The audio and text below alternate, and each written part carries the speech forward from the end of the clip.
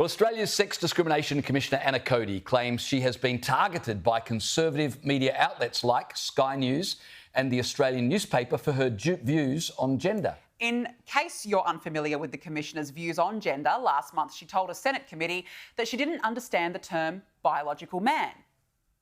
You mean that biological males can be women? Men. So I think that we have different language that perhaps you're using than I would use. So I don't understand the term biological men. She told the same committee the reason she couldn't distinguish between male and female was that, well, she wasn't a scientist. Can someone who was born on XY chromosomes change to XX chromosomes? A male change to female? I don't believe so, but I'm not a scientist. Would you agree that a piece of legislation can't change a person's sex? If born a man, they are a man. If they're born with XY chromosomes, they're a man and they stay men? No, I would not agree. You don't agree? No.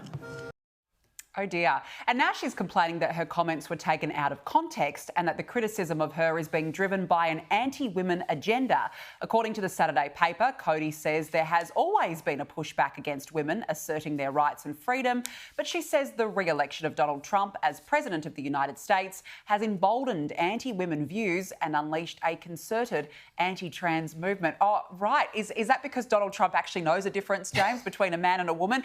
And by the way, Anna Cody, the UK also knows the only country that doesn't at this point is Australia. Now, look, she's done this puff piece with the Saturday paper saying that she's been the subject of threats and calls to resign. Obviously, we do not condone violence, but in terms of calls to resign, absolutely. Bingo. I mean, let me just paint this picture for you. Anna Cody is paid over $400,000 a year, James. And in her role as a Sex Discrimination Commissioner, her job is to actually protect the sexes and to protect women. Now, my question to Anna Cody would be, how can you actually say that you protect women when you can't even define what a woman is? That is the first question.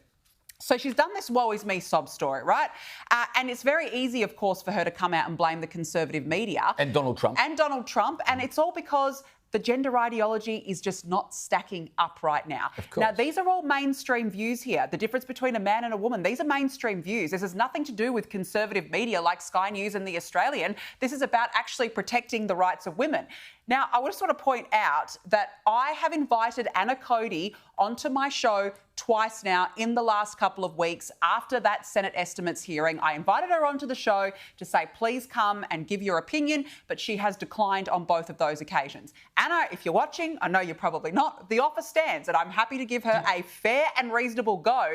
But instead of doing this sob piece to the paper saying, oh, the conservative media, why don't you come in? We pay your wages. Come on and have a proper discussion about it. Did she decline or just not respond? We got a statement from her office. Right. The first one was she's out of town, and second we got another different statement. So I'm curious about the way that she implied in the Saturday paper that it's all just a big political thing. There's nothing political about fairness in sport or about women's safety or about science or about free speech or what our children should and should not be taught in primary school. This is not some political thing that's been whipped up, as she implies. These are vitally important questions. She also claims that she's been taken out of context.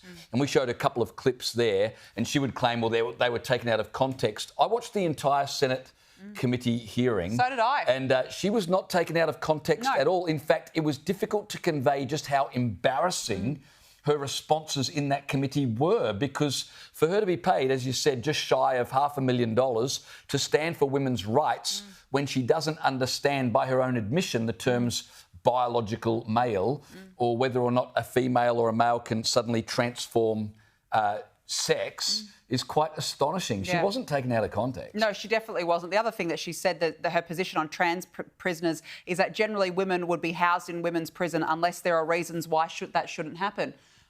I don't know about you. I mean, my mind's boggling a little bit here, James. I'm not entirely sure what the reasons are, but perhaps we'll get some expert analysis on it. And just before we move to that, the other thing she said that I found just astonishing was she said that organisations like Sky and the Australian newspaper who have been discussing these things do it in a very simplistic way rather than understanding the complexity. I've got to say, I'm not sure it's that complex to differentiate between a man and a woman. Well, how many versions of a woman are there? How many versions of a man are there? I mean, I'm not a scientist. Well, you're not neither are we, Anna. None of us are. There you go. For more on this, we're joined by the head of advocacy at Women's Forum Australia, Stephanie Batzian. Stephanie, welcome to the program. Should a public bureaucrat paid $400,000 a year to protect women be surprised at the backlash she receives when she admits she's not exactly sure what a woman is? Well, good evening, Danica and James. Great to join you. This is absolutely ridiculous. Trying to frame this as some sort of conservative conspiracy. Women from all walks of life are utterly devastated at how she is taking taxpayer funds to advocate for the rights of men who want to identify as women. The Tickle versus Giggle case, she appeared amicus curiae but made a case against Sal Grover, who's trying to protect her female-only act. We had the Lesbian Action Group in Victoria, who are now going to the Supreme Court to argue that lesbians should be able to meet without men turning up and identifying as lesbians. I mean, the whole thing is ridiculous. And, of course, no one should receive threats of abuse, but everyone is entitled to scrutinise her role. She is paid by the public purse. And where was she when women were being threatened by trans rights activists at the Let Women Speak rally? Threatened, abused, assaulted, police were assaulted. I mean, she has said absolutely nothing about the video footage, the evidence that is out there of women being abused by men who identify as women. So she is an absolute hypocrite, and I support the calls for her to resign because she is not doing her job properly. Absolutely, I agree. I think she's got to go. And I just mentioned this before, Stephanie. She told the paper that her position on trans prisoners is that generally women would be housed in women's prisons unless there are reasons why that shouldn't be happening. What reasons could she possibly be referring to? What reasons are there for men to be housed in women's prisons? It's really hard to know because the threshold seems very low. In Victoria, you've got a man being housed in a female prison who is back in prison for the sexual assault of a woman, the attempted rape and sexual assault of a woman. So if that's not a case to say, well, that man shouldn't be out. But of course, we know that men do not belong in women's prisons because men and women are physically different and they are physiologically different. And when a woman is confronted with a perpetrator, she's not able to defend herself. That is why we have segregated spaces. It's to protect women. But in the prison system, of course, the risks are much higher because you are dealing with criminal men and women have nowhere to go. They cannot escape. So it is utterly wrong and her position is just untenable. Stephanie, Queensland has become the first state to figure out what a woman is. The LNP state government has updated its definition, defining a woman as, quote, an adult female human being. Not complex at all. But under the previous Labor government, the word woman was used as an inclusive term to mean all people who identify as a woman or a girl. So this is a welcome move, what the LNP have done, but it doesn't change the fact that a man can still change gender on his birth certificate by simply supplying a stat dec from someone saying he's identified as a woman for at least 12 months, does it?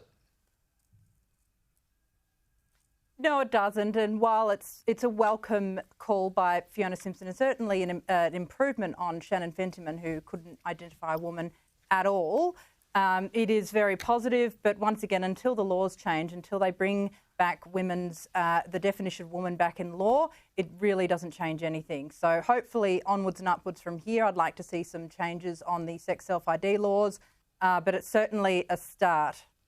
Yeah, look, it's a start. It's certainly ahead of the rest of the states in this country.